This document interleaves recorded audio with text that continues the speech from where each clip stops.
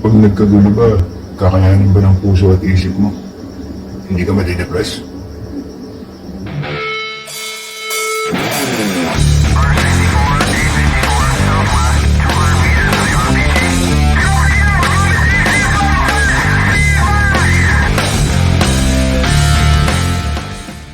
Magandang araw mga buddy. So, ito na yung third video natin. Senaryo ulit tayo. O halimbawa nga, nagkaroon nga ng digmaan, nagkaroon na ng kaguluhan. Tapos ikaw naman, nakapag-prepare ka naman ng mga supplies mo. Tulad ng napag-usapan natin.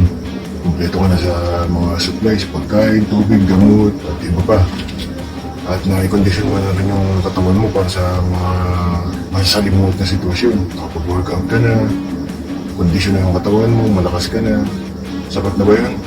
Para masurvive mo at ng pamilya mo, ng mahal mo sa buhay yung nagaganap na kaguluhan?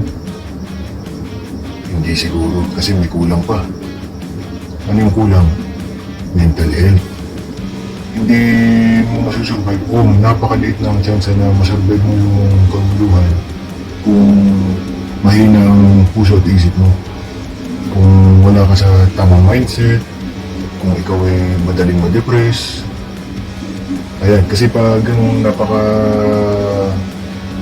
high stress ng ganung mga kaganapan hindi biro-biro yun. So, maaaring bumigay yung moral, bumigay yung iyong isip at puso. Hindi ganun ka determinado yung kung hindi ka ganun ka determinado na malampasan yung ganung klaseng sitwasyon. Ano bang masamang mangyayari pag mahina yung mental health sa panahon ng kaguluhan? Maaaring magkaroon ka ng depression o magkaroon ka ng anxiety dahil sa lungkot, sa hirap. At pag nangyari yun, doon na mag-uumpisa ang magkaroon ng mga problema.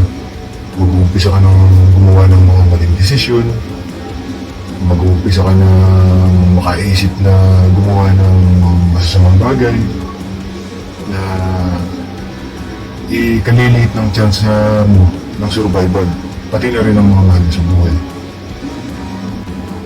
So ano bang mga pwede nating gawin para mapataas yung ating mental health, mapaganda yung ating mental health sa mga ganong klaseng sitwasyon? Sa panahon ng kaguluhan, ng digmaan, huwag naman sana, pero kung mangyayari nga, paano gagawin natin? Kailangan nating gawin yung mga pwede nating gawin yung best natin. So paano natin mapapanatiling malakas yung ating mental health? Sa panahon ng kaguluhan, ito ang mga sasabihin ko mga buddy. Hindi ako eksperto pero ito ay base sa aking opinion at sa pagkakaintindi. At personal ko rin siyang pinapractice. Sa panahon ng kaguluhan, kung sakaling magkakaroon niya ng digmaan, para masurvive mo, isa sa mga dapat mong itanim sa isip mo para masurvive mo yung ganong klaseng sitwasyon ay yung mga gusto mong gawin pagkatapos ng ganong sitwasyon. Pagkatapos pag lumipas na yung digmaan, tapos na yung kaguluhan, ano ba yung mga gusto mong gawin? Ibig sabihin, dapat yung pangarap mo hindi limitado. Dapat yung pangarap mo, kahit sa panahon ng kaguluhan, tuloy-tuloy pa rin.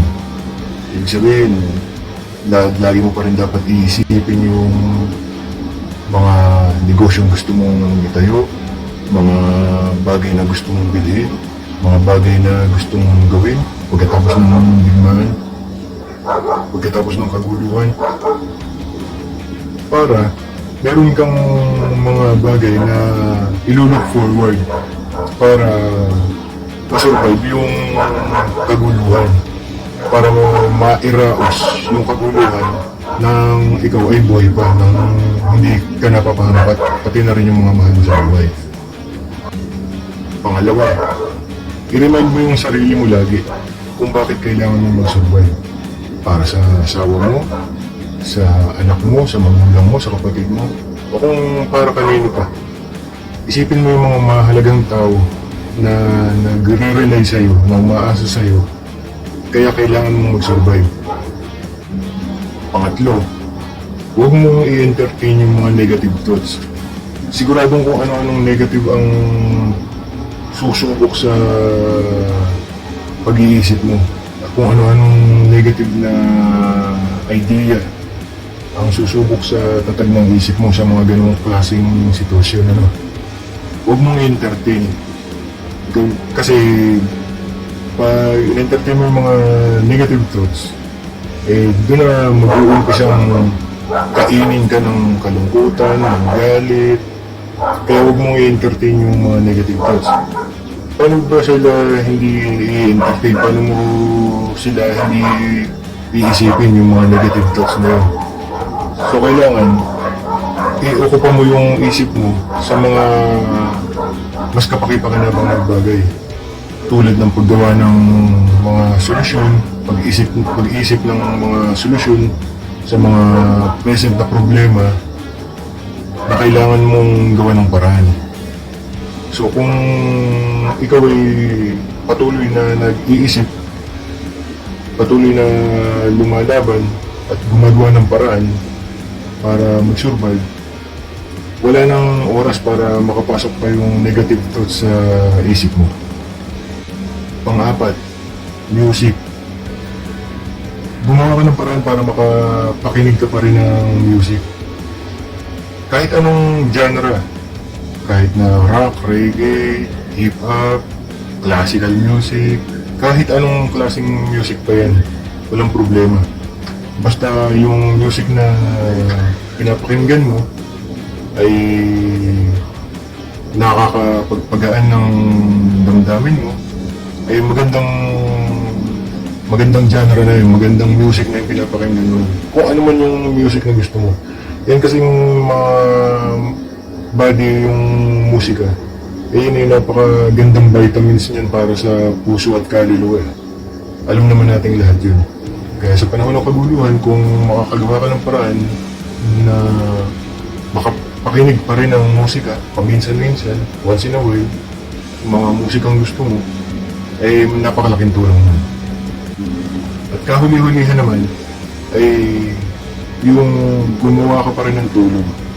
Alam naman natin na pag nagkaroon ng ganong kalaking kaguluhan, napakahirap ng gumawa ng tulong. Pero, kahit ano pa ang gawin natin, talagang kailangan ng katawan natin ng tulong. Kasi pag ikaw ay walang tulong, pag ikaw ay puyat na puyat, damay pati yung mental health mo dyan. Hindi ka makakapag-isip ng tama, hindi ka makakapag-isip ng tuwid. So, pag-aralan mo kung paano makakagawa ng tulog kahit paano, kahit sa panahon ng kaguluhan, kahit sa sobrang hindi komportableng sitwasyon. So, yun lang mga buddy. Sana nakatulong tong video na ito. Ingat kayong lahat.